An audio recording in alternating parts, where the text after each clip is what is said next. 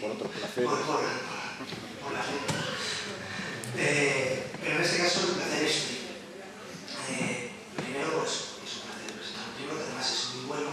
Segundo, por poder hacerlo delante de un grupo de amigos en un ambiente tan cálido. Y tercero, porque es presentar un libro de un amigo.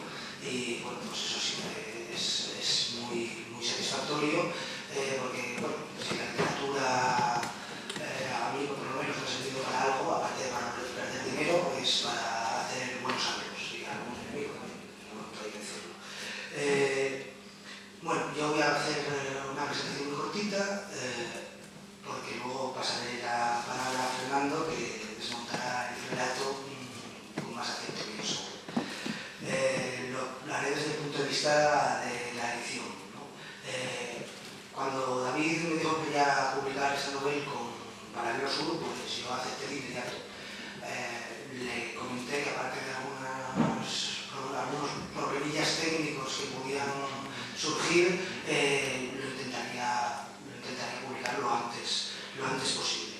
Mi voluntad era para publicar el libro era total. Y eso es porque yo ya había tenido la suerte de leer el libro de relatos anterior de David, Inercia Gris, y estaba convencido de que, aparte de que sería un buen texto, sería un texto que estaría muy trabajado y muy cuidado, a poco que hiciera algo parecido a los relatos que había en Inercia Gris, sería un texto muy cuidado, ¿no?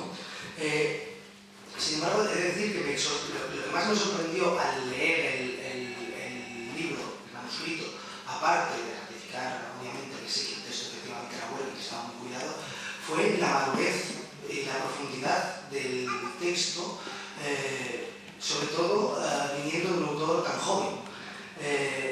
Me recordó un poco, no pude evitar que me viniera a la memoria la primera vez que vi Iriku, aquí se tituló Vivir, de aquí la cruzaba, es una película muy profunda, que entiende muy bien lo que es la vida y que Kurosawa había filmado con tan solo 30 años.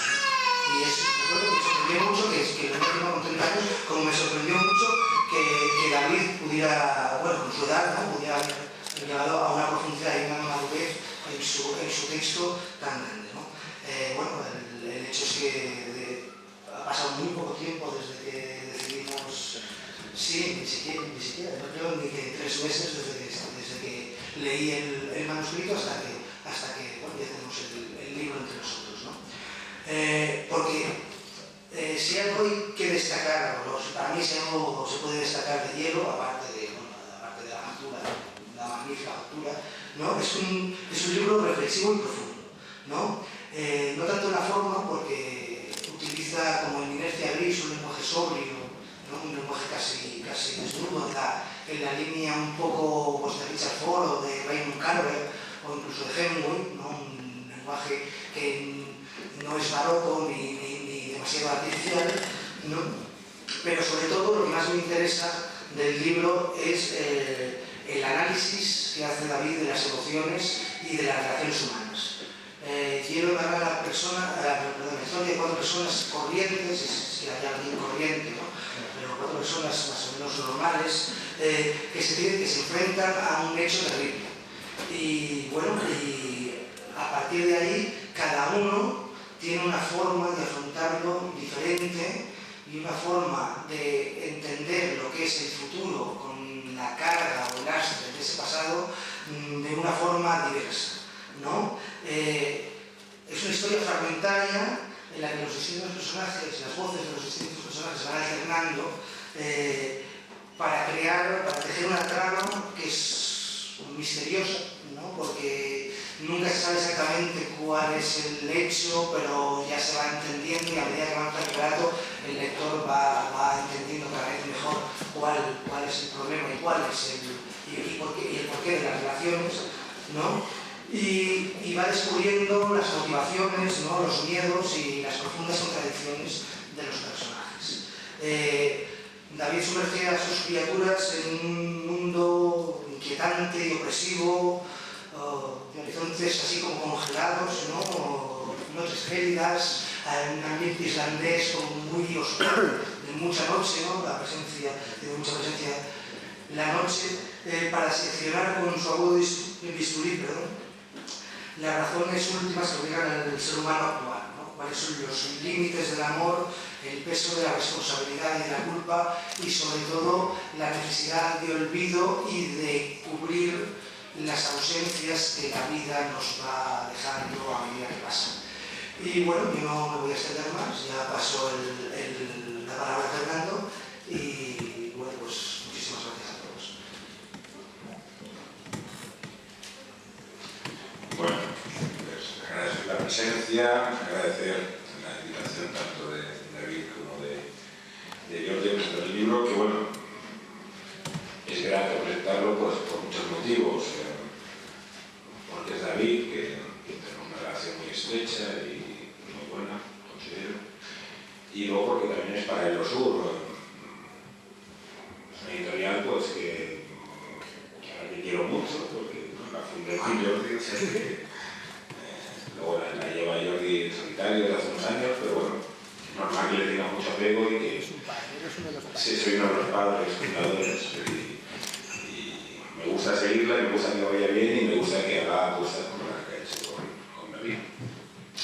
Yo también publiqué para el Osur, publiqué Está Correchado en el año 2009, marzo del 2009, fue mi primer libro, publiqué bastante más tarde que el primer libro que David.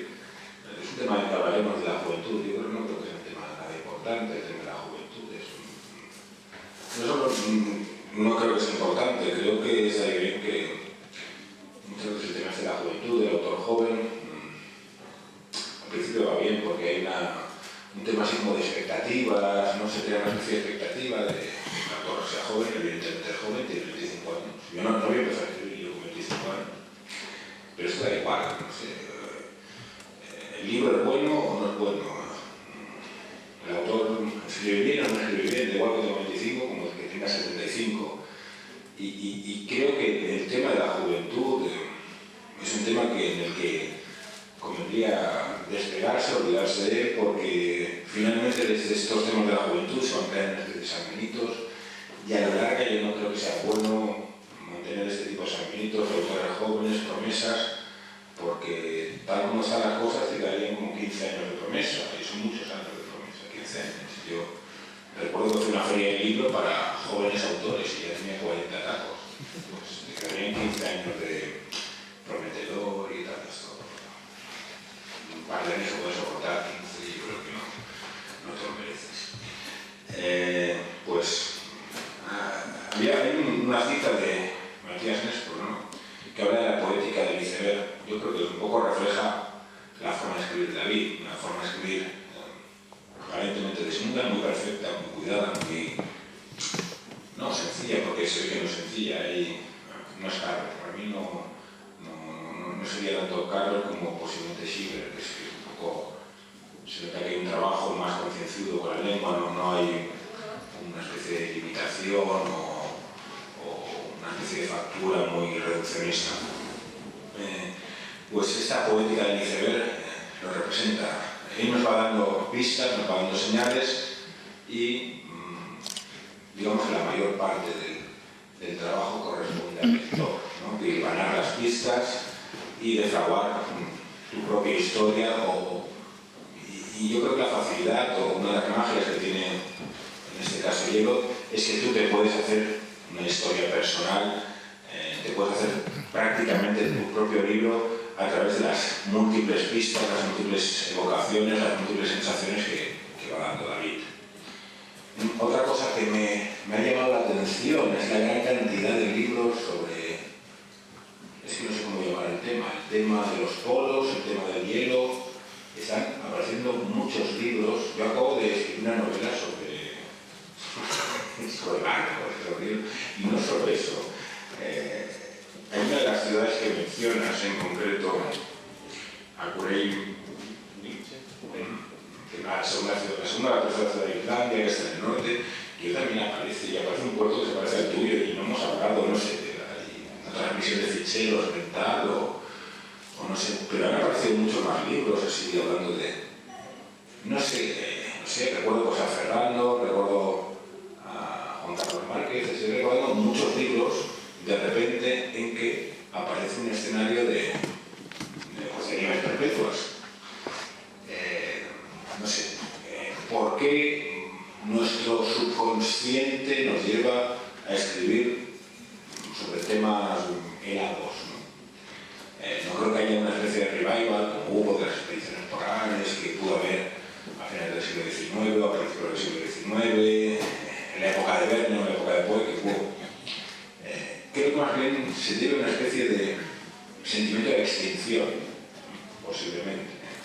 Posiblemente dentro de unos 50 o 60 años las regiones polares no existan o no existan de la forma en que nosotros las conocemos ahora. Y puede que tengamos conciencia de que estamos hablando en primer lugar de un lugar alejado, fuera de la civilización, cada vez quedan menos lugares alejados de la civilización, y estamos hablando también de formas de vida que se están acabando. Por poner o dar una explicación a esta especie de simbiosis, ¿no? de escritores. Luego, hablando de la novela, como ha dicho muy bien Jordi, pues es la historia de personajes que se entrecruzan. Hay tres tramas, una que forma Eric con Guida y el viejo Asmundur, otra que es Loa con su hijo Jon y un hijo ausente, en este caso, ¿vale? Pero son estos personajes que está pero no está de una forma activa. Y luego finalmente un enfermero, Thompson. Todos están, principalmente hay dos tramas que están interrelacionadas y luego hay aspectos que me han gustado mucho, ¿no? Por ejemplo, la llegada de Eric, ¿no? Que llega a un pequeño pueblo del norte de Islandia, como llega un poco como un vaquero, ¿no? al salón del pueblo, llega allí, como el viejo que está en la cantina, pues quiere protegerse, como si quisiera disparar antes, ¿no?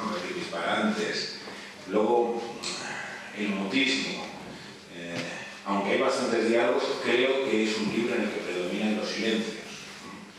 Realmente es un libro, en este caso, en el sentido textual de la palabra, taciturno, en que se habla poco, se calla mucho y realmente eso transmite también desde mi punto de vista mucho.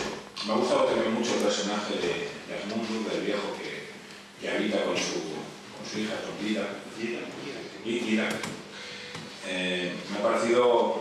Me ha recordado mucho a una novela de hace 10 años, Travia SP, de Lorriaga, y que repite esa especie de imaginario desbocado que tenemos en la infancia y que tenemos cuando perdemos un poco la cabeza al final de nuestros días, ¿no? Pues esta especie de imaginación desbocada, ¿no? Cuando el viejo evoca sagas de Libro Rojo, al final de nuestra vida pues volvemos a ser niños, ¿no? Y el viejo Asmundur en el fondo es un niño, ¿no? O sea, actúa como un niño, piensa como un niño, reflexiona como un niño, y realmente me parece un personaje logradísimo. Luego, esa acción ocurre en un pueblo pequeño del norte de Islandia. Luego la acción de Loa con su hijo Jon ocurre en una librería de Reykjavik. En este caso, Reykjavik, pues bueno, digamos que es el único núcleo urbano parecido a la ciudad que hay en Islandia. No sé, no soy en Islandia, pero me da la impresión de que no hay ninguna ciudad más, ¿no? Son pequeñas ciudades. Tiene una librería, tiene una pena también, hay mucho sentimiento de culpa, ¿no? No sé, me ha parecido que había mucho sentimiento de culpa recorriendo toda la novela, por todas partes. Todos esconden algo, a todos les pasa algo, Eric esconde algo, Ida también esconde algo, Asmundur no comunica, pero bueno, seguro que también esconde algo y finalmente pues el último personaje, el enfermero Thompson, bueno, esconde algo y digamos que el tema es lo que esconde y lo que muestra, ¿no? También poco a poco van apareciendo las claves de que por qué ha ido haciendo las cosas.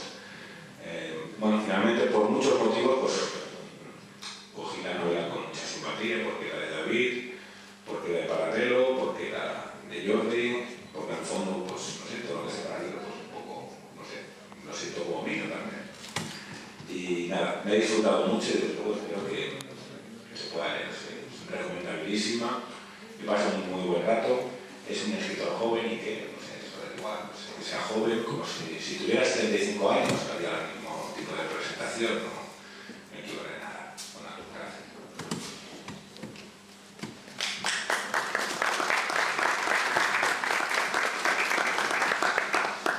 Bueno, en primer lugar, gracias a todos por acompañarnos esta tarde, porque para mí es un poco lo que le da sentido a las presentaciones de los libros, es decir, yo lo paso generalmente mal hablando en público, cuanto más gente hay, peor.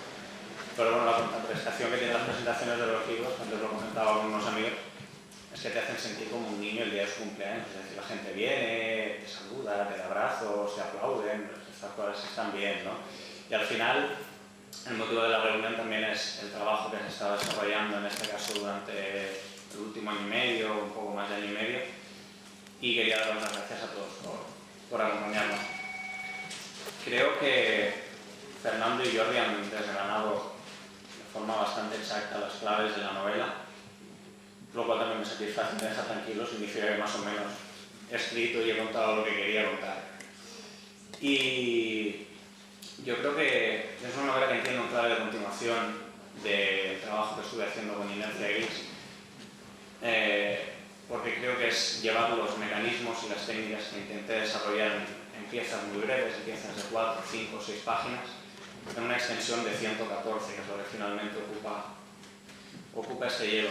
Una de las dificultades que tiene eso, en cierto sentido, es que intento no abordar los relatos, intento no abordar las narraciones desde la estructura clásica de planteamiento, nudo y desenlace, sino que intento que sean cortes de vida, que sin esa ordenación necesaria puedan ofrecer un significado también a partir de la observación de elementos, no dando las claves muy masticadas, ni dando un punto de inicio ni un punto de final. De hecho, es una idea que se me quedó muy grabada cuando leí El ruido de la furia de William Faulkner, en la que cuando termina, era una de las primeras novelas complejas, por así decirlo, que yo leía con 17, 18 años, y cuando la terminé me sorprendió porque pensaba, Faulkner se ha cansado de escribir en este momento y ha decidido que aquí se terminaba el libro, y el libro continúa. Era evidente que continuaba el significado, que continuaban los personajes, y es algo que me marcó y que creo que está muy presente en mi forma de escribir. Igual que, como decía Fernando, una voluntad de presentar un lenguaje bastante desnudo, que no sea nada barroco. Quizás esto también me lo grabaron a fuego algunos profesores cuando escribí en el instituto y en la universidad, que me acusaban de ser muy barroco y muy retorcido, y al final yo creo que casi, no sé si como reacción a eso, como aprendizaje o como rebeldía, tiré hacia un polo totalmente opuesto. En relación con el estilo también vino la elección de Islandia como escenario. Islandia, además de este sentimiento de excepción que tú comentabas, de algo que se está agotando, de algo que podría desaparecer, y que eso también está conectado con las vivencias de los personajes. Son personajes que de algún modo están consumiendo la vida de una forma, pese a que aparentemente el ritmo es muy lento, la están consumiendo de forma muy acelerada. Y Islandia me parece un lugar geográficamente y plásticamente muy desnudo también, y conecta con la historia que les está sucediendo a ellos interiormente, y también con la forma en la que yo quería plasmarlo de un modo narrativo. En cuanto a la historia, yo creo que Fernando hablaba al final de la culpa que surca a todos los personajes. Yo creo que es uno de los temas principales que quería tratar en este libro, el sentimiento de culpa y la búsqueda de redención, ¿no? Es decir, a menudo nos sentimos culpables, con razón o sin razón, por actos que hemos cometido nosotros, por algo que hemos hecho inconscientemente, y a veces no somos culpables, pero sentimos los efectos como si lo fuésemos. Entonces, en el sentido de lo somos, no lo somos, da lo mismo serlo que no serlo si las consecuencias son las mismas. Y la búsqueda de redención, porque no sé si se encuentra la redención en uno mismo, si se encuentra en los demás, si tenemos la capacidad de otorgárnosla. Es algo que personalmente me ha preocupado durante quizá los últimos 2-3 años, y hablando con otras personas, leyendo sobre el tema, leyendo diferentes autores, cómo abordaban, y en este caso creo que el primer libro que leí sobre el tema y me fascinó fue Crimen y Castigo de Dostoyevsky, que también lo he tenido muy presente a la hora de escribir Hielo. Era la diferencia, por ejemplo, entre los protestantes y los católicos a la hora de buscar la redención. Es decir, la religión católica te dice que si vas a un sacerdote, te confiesas y él te absuelve y ya está, la culpa desaparece, mientras que, por ejemplo, el protestante, y los islandeses son protestantes en su gran mayoría, llevan la culpa hasta que mueren y se presentan ante Dios.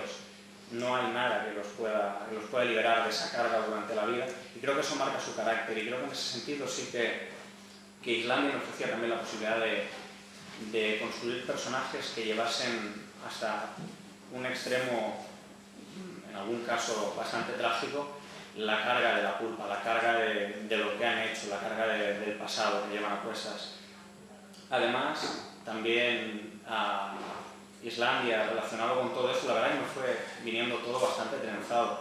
Mi pareja es medievalista, experta en Islandia. Tengo muy próxima la mitología y la cultura medieval, la mentalidad medieval de los islandeses, y en este sentido hay un mito, el mito de Odín, que va al pozo de Mimir y pide, a cambio del conocimiento, le piden que sacrifique un ojo, le piden que se mutile y que condicione su visión a cambio de adquirir el conocimiento total. Me parece que es un poco la forma esquemática y sí, legendaria de explicar cómo nos enfrentamos a veces a los descubrimientos que se efectúan en nuestra vida. Es decir, lo que conocemos en un momento dado, sea trivial o sea muy importante, ya lo conocemos. Puedes intentar ocultarlo, puedes intentar taparlo, pero eso está ahí. Yo creo que de un modo gráfico a Eric, el protagonista, que le falta una falange de un dedo, o a Odín, que le faltaba un ojo, pues creo que te mutila, que la verdad, que también abro el libro con una cita de La broma infinita de David Foster Wallace, que viene a decir algo así como que la verdad te hará libre, pero no sin antes haber acabado contigo. Creo que la verdad es un elemento que buscamos en determinados momentos, que a veces esquivamos, pero que cuando lo encuentras suele ser irremediable y doloroso muchas veces. A veces no, pero en cualquier caso te marca. No tengo mucho más que contar. Creo que, por lo que hemos dicho, el libro, o la invitación a que leáis el libro, está más o menos realizada. Creo que, además, precisamente por lo que decía también Fernando, que el libro se basa mucho en los silencios, en lo que se contornea y no está escrito. Me gustaría que fueseis vosotros quienes la leyesen y descubriesen la lectura personal que pueden plasmar sobre